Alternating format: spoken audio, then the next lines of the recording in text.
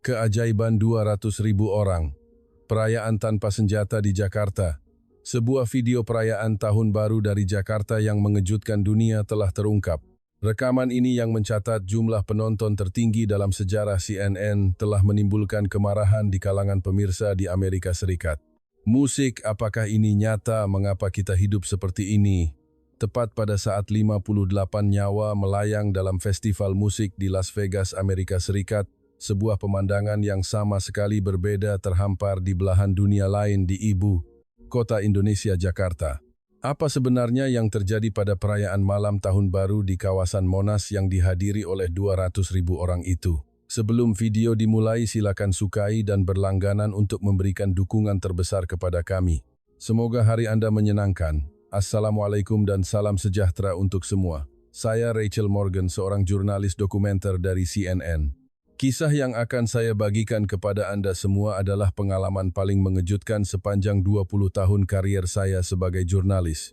Ini bukan terjadi di medan perang maupun di lokasi bencana, tetapi dalam sebuah perayaan malam Tahun Baru di sebuah negara multikultural yang kaya budaya di Asia Tenggara, Indonesia.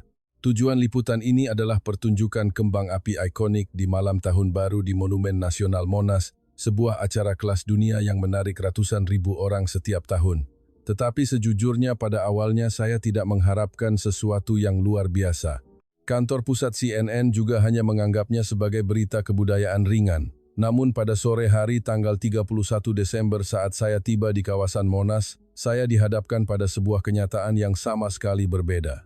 Ya Tuhan, apa ini? Begitu saya keluar dari stasiun MRT Bundaran HI, saya terpaku. Lautan manusia yang tak berujung mengalir seperti sungai besar menuju ke arah yang sama. Juru kamera saya Mike berteriak kepada saya, "Rachel, ini gila. Lebih ramai daripada perayaan Tahun Baru di New York." Saya terkejut. Musik perkumpulan massa berskala sebesar ini di Amerika Serikat pasti akan membuat pemerintah mengumumkan keadaan darurat. Polisi, barikade, penjaga bersenjata, dan helikopter semuanya akan dikerahkan. Tetapi di sini ketegangan itu sama sekali tidak terasa. Sejak pukul 4 sore orang-orang mulai membanjiri kawasan itu. Melihat orang-orang membanjiri keluar dari stasiun MRT, saya mulai khawatir. Di Amerika Serikat, perkumpulan atau perayaan besar sering menjadi sarang bahaya. Mike segera memastikan lokasi pintu keluar darurat. Kalau terjadi apa-apa, kita harus bisa segera mundur. Tetapi sesuatu yang aneh terjadi. Meskipun puluhan ribu orang berkumpul, tidak ada satu pun yang berteriak. Tidak ada saling dorong, tidak ada perkelahian. Seolah-olah ada seorang konduktor tak terlihat. Semua orang bergerak secara harmonis. Pukul 5 sore pelataran Monas sudah penuh sesak dengan lautan manusia. Musik. Dari kejauhan, titik-titik hitam manusia terbentang tanpa henti di sepanjang lapangan. Musik. Saya meminta rekaman dari helikopter. Untuk menunjukkan skala ini sepenuhnya harus direkam dari udara. Pemandangan dari helikopter memang sangat mengagumkan. Dari pelataran Monas hingga ke jalan-jalan di sekitarnya, semuanya ditutupi oleh lautan manusia seperti karpet hitam raksasa. Saya bertanya kepada pilot, kira-kira berapa banyak orang ini? Mungkin lebih dari 200.000 orang. 200.000 orang. Saya tidak bisa membayangkan angka itu. Pukul 6 sore lebih banyak orang membanjiri. Stasiun MRT terus memuntahkan lautan manusia dan halte Transjakarta juga penuh sesak. Saya berjalan di sekitar lokasi membuat liputan yang mengejutkan. Meskipun dalam keramaian sebesar ini ketertiban tetap terjaga dengan sangat baik. Orang-orang mencari tempat masing-masing dan menunggu dengan tenang.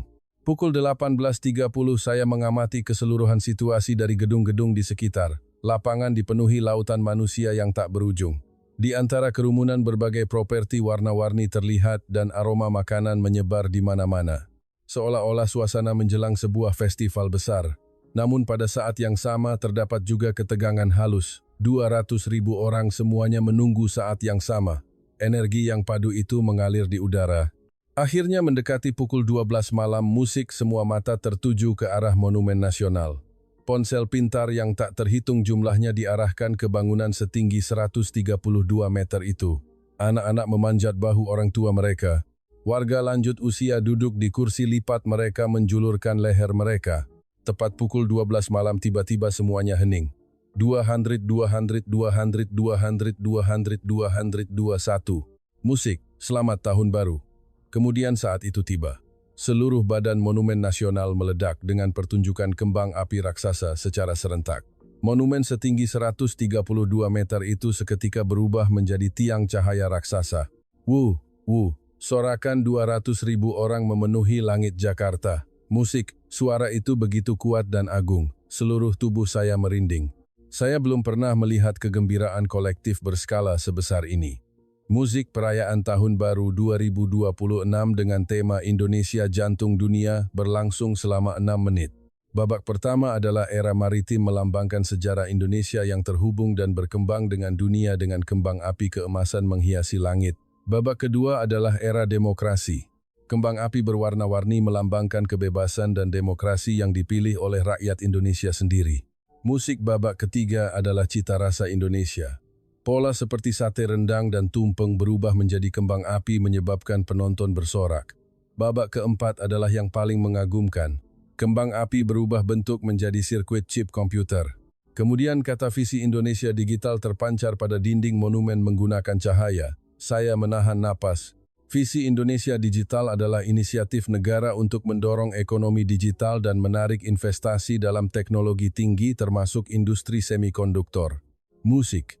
Meskipun Indonesia mungkin bukan produsen chip seperti TSMC, negara ini adalah pusat utama bagi industri listrik dan elektronik global, terutama dalam perakitan pengujian dan pengemasan semikonduktor.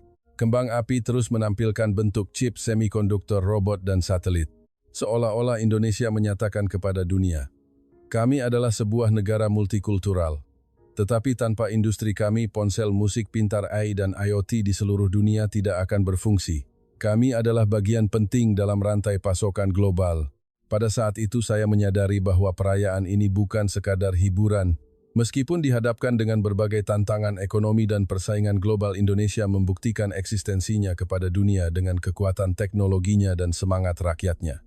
Babak kelima adalah tanah kebinekaan. Kembang api berbentuk senyuman dan hati meledak. Akhirnya lingkaran cahaya raksasa berputar mengelilingi Monas. Setelah kembang api berakhir, orang-orang merespons dengan tepuk tangan dan sorakan. Mike menunjuk ke satu arah dengan antusias. Rachel lihat sana, seorang bapak tua berkursi roda melewati kerumunan. Orang-orang secara alami memberi jalan tanpa ada yang memerintah seperti laut yang terbelah membentuk sebuah jalur. Pemandangan yang lebih menakjubkan muncul berturut-turut. Ketika seorang wanita hamil melintas seorang pemuda secara sukarela berdiri untuk memberikan tempat duduk. Musik. Setelah wanita itu duduk, seorang nenek mengulurkan kipas kepadanya. Meskipun bulan Desember, cuaca masih terasa gerah karena ramainya orang. Seorang pria paruh baya penyandang disabilitas berjalan dengan tongkat putih. Seorang pemuda yang terlihat seperti mahasiswa secara alami menghampirinya dan bertanya, "Permisi Pak, bisa saya bantu musik?" Pria itu mengucapkan terima kasih dan memegang lengan pemuda itu. Keduanya berjalan sambil berbincang secara alami. Saya berkata kepada Mike, rekam semuanya. Orang Amerika pasti tidak akan percaya ini benar-benar terjadi. Saya belum pernah melihat pemandangan seperti ini. Yang lebih menakjubkan adalah tingkah laku anak-anak. Seorang anak berusia sekitar 5 tahun membawa kantong kecil dan memunguti sampah di mana-mana.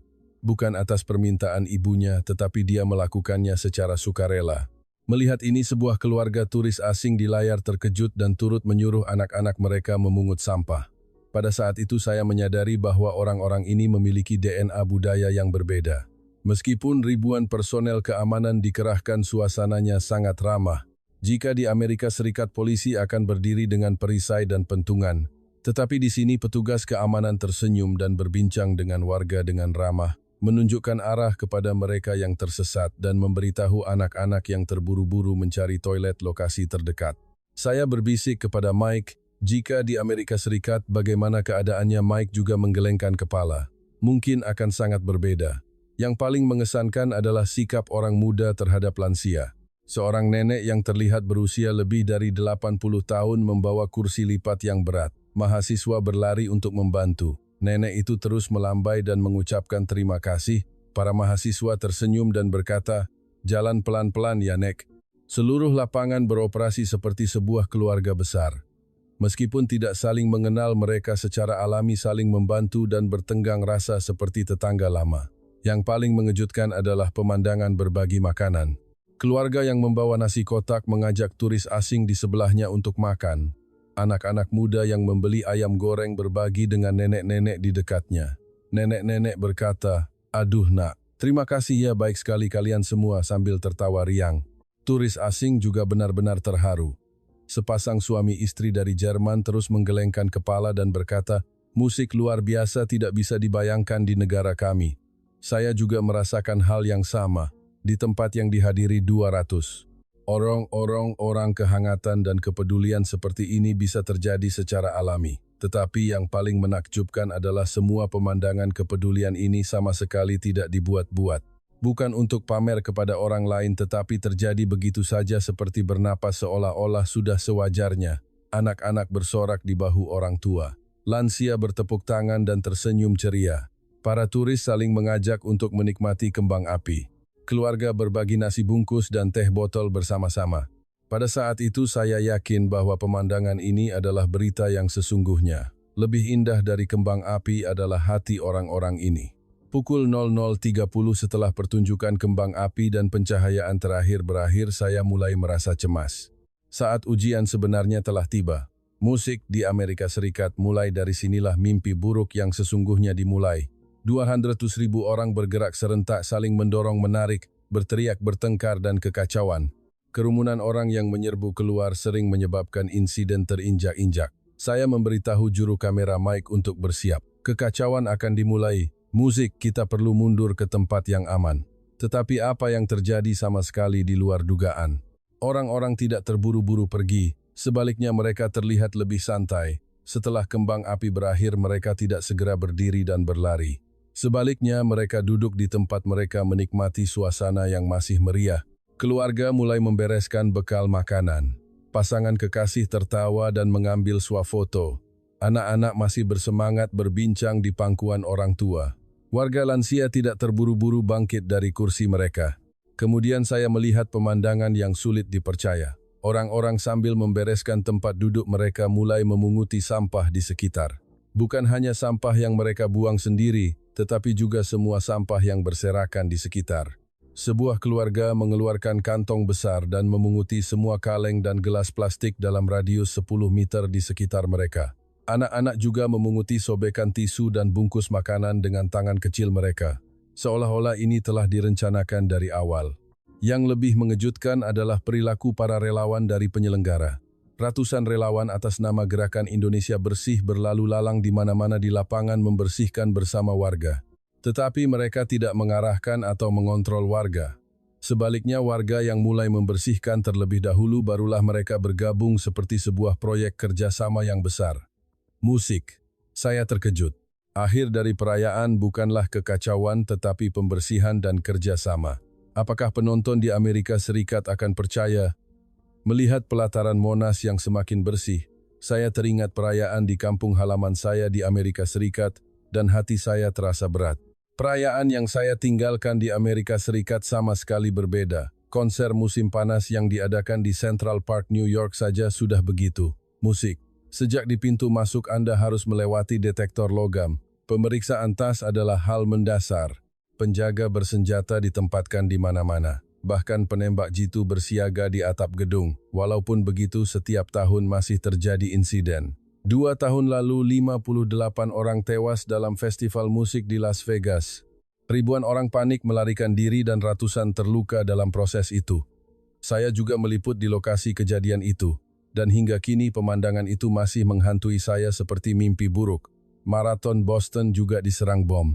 3 orang tewas dan 260 lainnya luka-luka. Perayaan berubah menjadi lokasi terorisme dalam sekejap mata. Bagaimana dengan perayaan Hari Kemerdekaan di Washington, D.C.? Kawasan sekitar Gedung Putih berubah menjadi benteng sepenuhnya.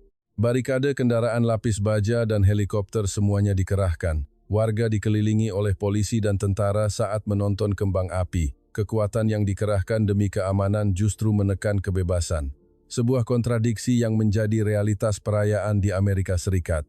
Yang lebih serius, setelah perayaan berakhir, ketika orang-orang berbondong-bondong keluar, mereka saling mendorong bertengkar.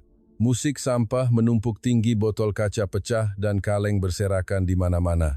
Tentu saja petugas kebersihan pemerintah dan perusahaan swasta yang datang keesokan harinya untuk mengurusnya. Warga sama sekali tidak peduli setelah pergi menganggap bahwa pajak mereka akan digunakan untuk pembersihan. Pukul 2 pagi setelah kembang api berakhir dan pembersihan selesai, saya masih belum meninggalkan lokasi.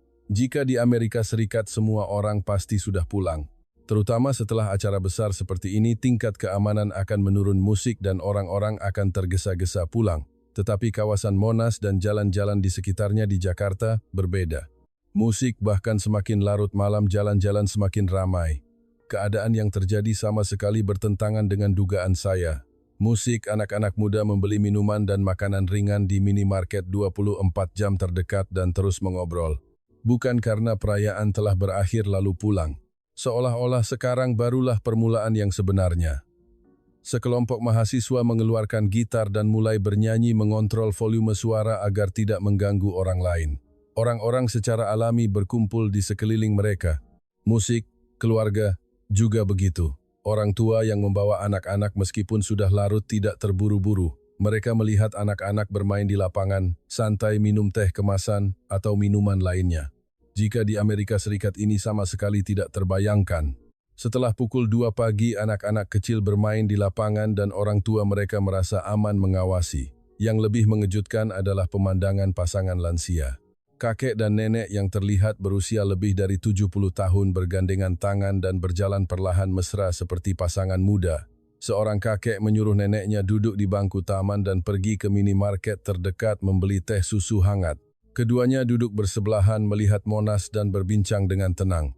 Pemandangan itu begitu damai. Saya terpaku melihatnya untuk waktu yang lama. Pemandangan pasangan kekasih juga sangat menyentuh hati. Pasangan muda berjalan di sepanjang jalan sambil berbincang bersandar di bahu masing-masing dan bercanda terlihat sepenuhnya bebas. Saya menyuruh juru kamera Mike merekam semua pemandangan ini, gantikan suara tembakan dengan gelak tawa, ganti suara sirine dengan musik. Pemandangan malam yang damai seperti ini sulit ditemukan di Amerika Serikat. Di pusat kota Amerika Serikat, berada di taman kota setelah pukul 2 pagi adalah berbahaya, terutama setelah acara besar berakhir. Orang mabuk mungkin membuat keributan dan kemungkinan kejahatan meningkat. Oleh karena itu, orang tua di Amerika Serikat sama sekali tidak akan membawa anak-anak mereka ke taman atau lapangan pada larut malam. Polisi juga akan menyarankan orang-orang untuk meninggalkan taman pada malam hari atas alasan keamanan, musik.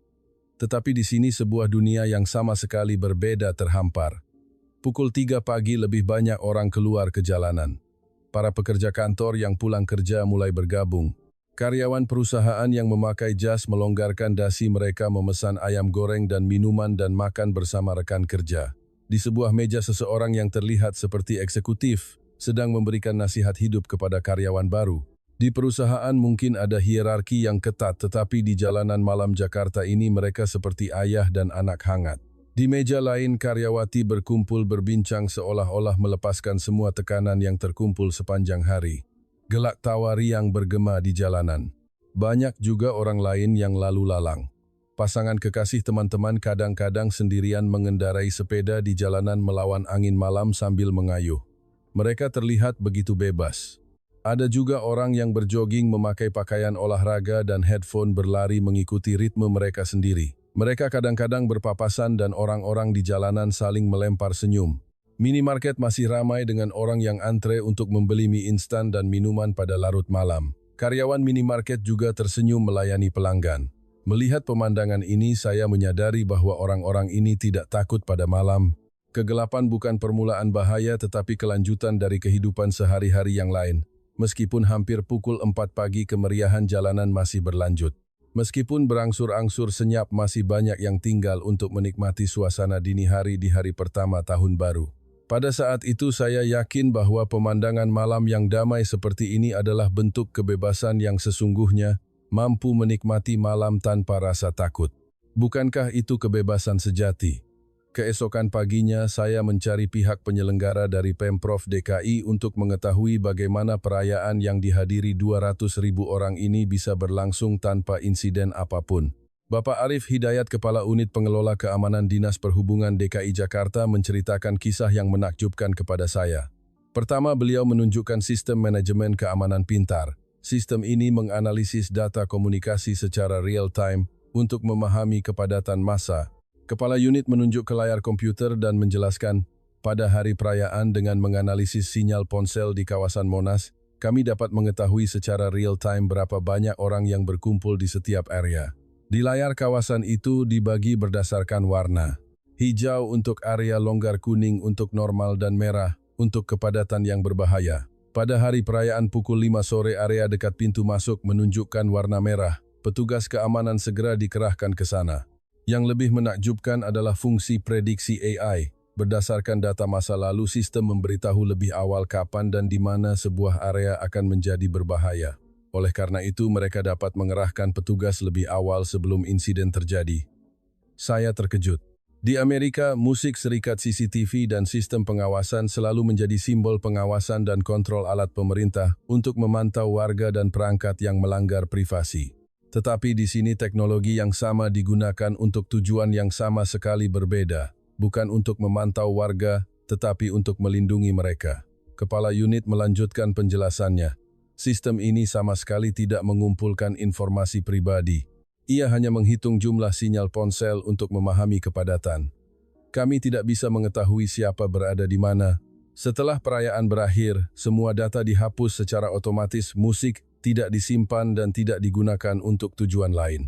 Transparansi dan batasan penggunaan ini telah memperoleh kepercayaan dari masyarakat.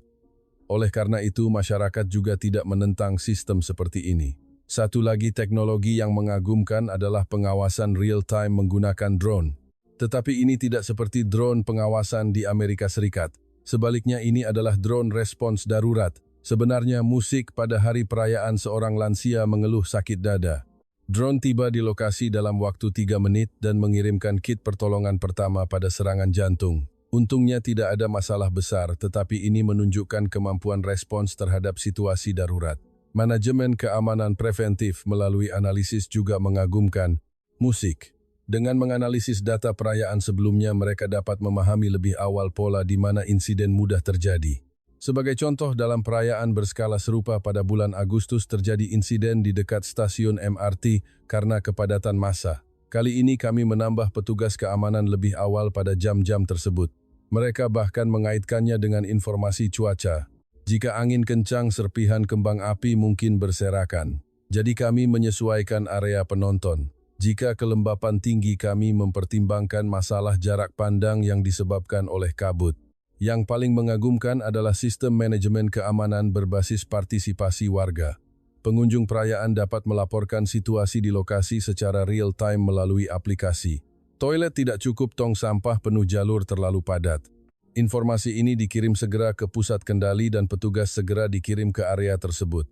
Warga menjadi mitra dalam manajemen keamanan.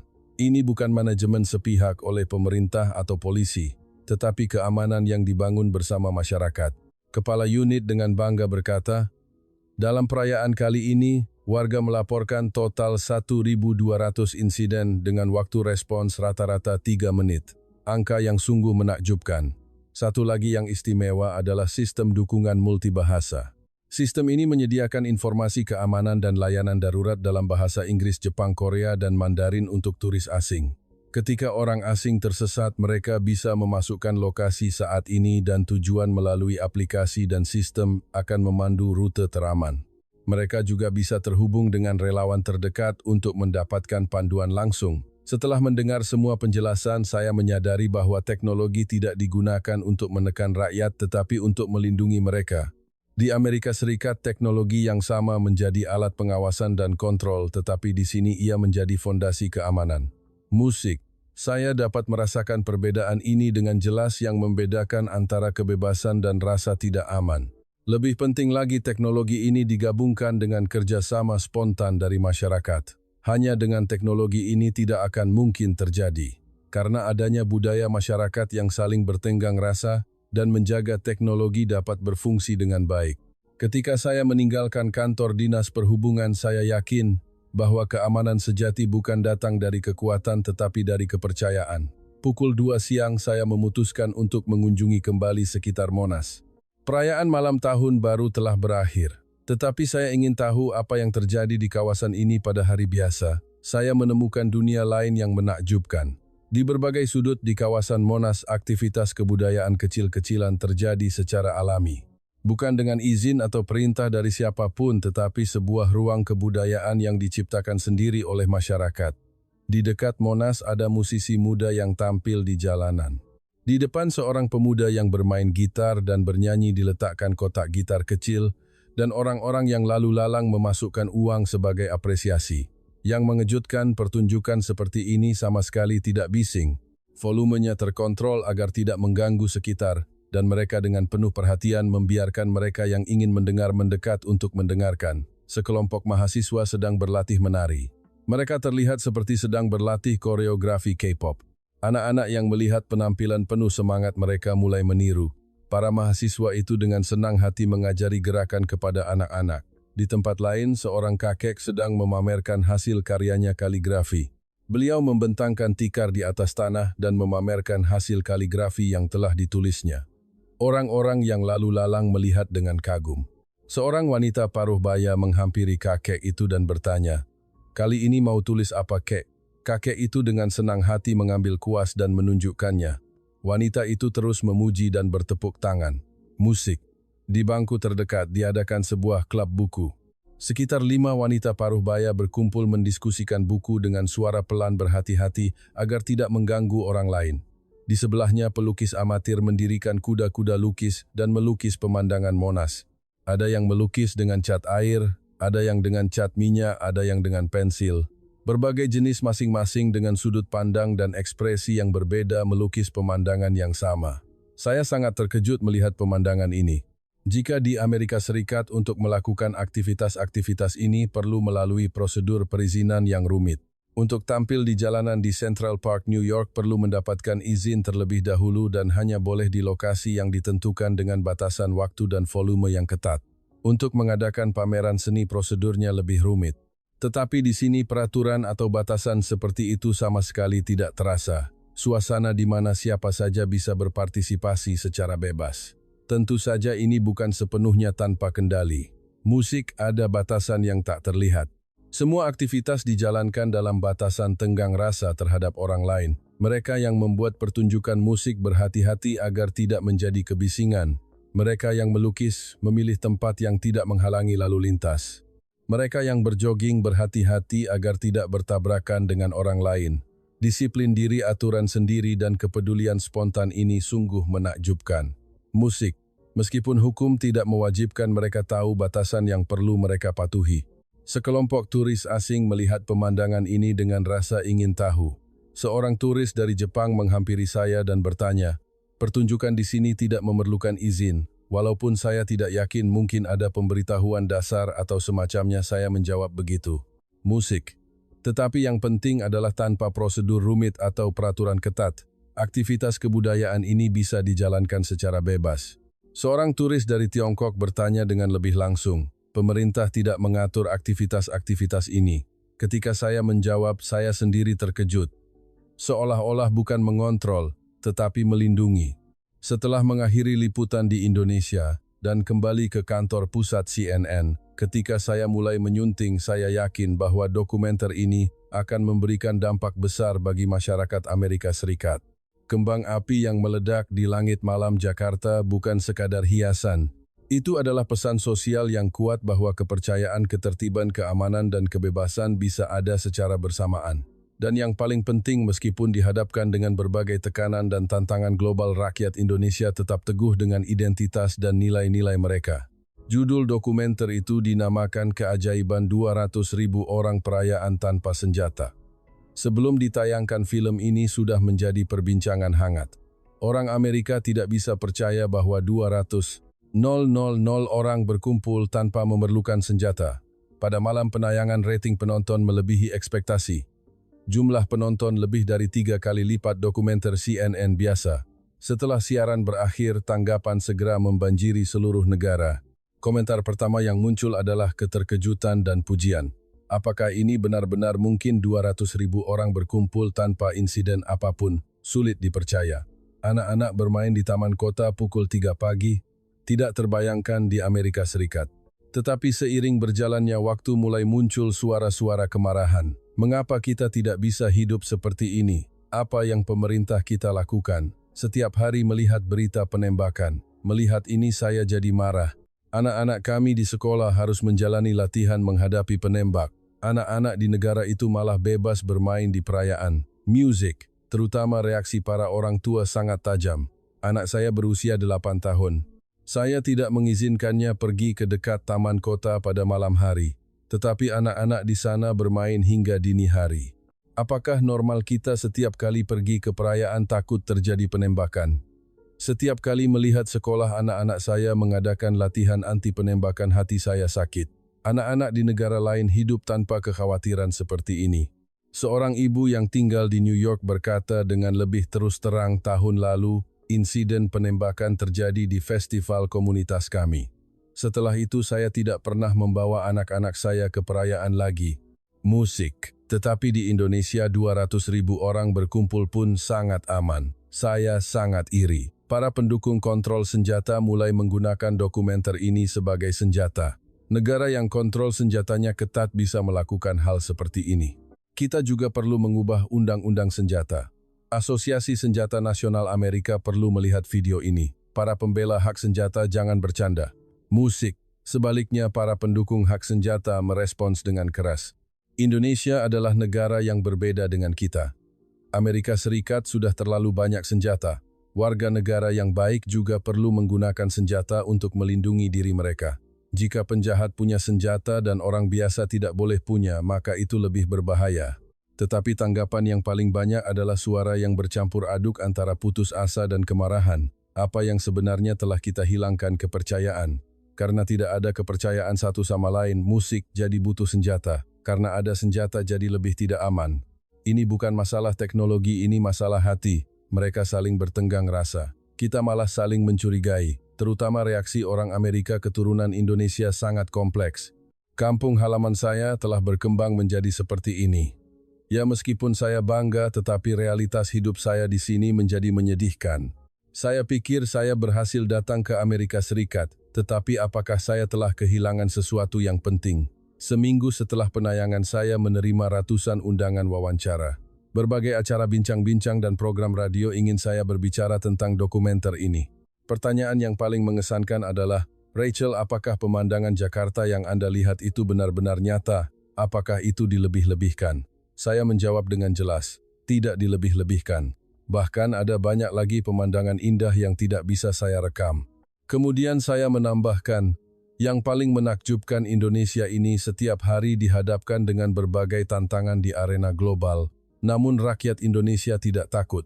Sebaliknya, mereka menggunakan teknologi termaju di dunia seperti visi Indonesia Digital yang memacu ekonomi mereka dan semangat kewarganegaraan yang hangat ini untuk membuktikan nilai mereka kepada dunia. Ingatkah Anda kata-kata visi Indonesia Digital dalam kembang api di Monas? Itu bukan sekadar iklan perusahaan. Itu adalah sebuah deklarasi. Kami adalah sebuah negara multikultural yang besar. Tetapi tanpa kami dunia tidak bisa berfungsi. Tanpa chip semikonduktor kami inovasi global tidak akan bergerak. Kami musik penting. Itulah pesan yang dikirim oleh Indonesia kepada dunia. Papan komentar penonton CNN terus memunculkan artikel terkait selama sebulan. Di antara artikel yang mendapat paling banyak gema adalah kembang api Jakarta bukan hanya meledak di langit Indonesia, tetapi juga di hati kami. Itu adalah kembang api yang menunjukkan bahwa kebebasan dan keamanan yang telah kita hilangkan sebenarnya bisa ada bersama. Itu juga adalah kembang api yang menunjukkan bahwa sebuah negara meskipun di bawah tekanan tidak menyerah dan membuktikan nilainya kepada dunia dengan teknologinya memberikan harapan. Itulah yang ingin saya sampaikan melalui dokumenter ini. Kembang api Jakarta menjadi bintang di berbagai tempat di dunia dengan kembang api harapan menyala sekali lagi. Baiklah, terima kasih semua karena telah menonton hari ini. Kami dari Pesona Indonesia TV dan semoga Anda semua menikmati setiap hari di tahun 2026. Terima kasih telah menonton Pesona Indonesia TV. Langganan suka dan dukungan Anda adalah motivasi terbesar kami untuk menghasilkan video di masa depan. Kami akan terus berusaha untuk menyediakan video yang lebih baik untuk Anda semua.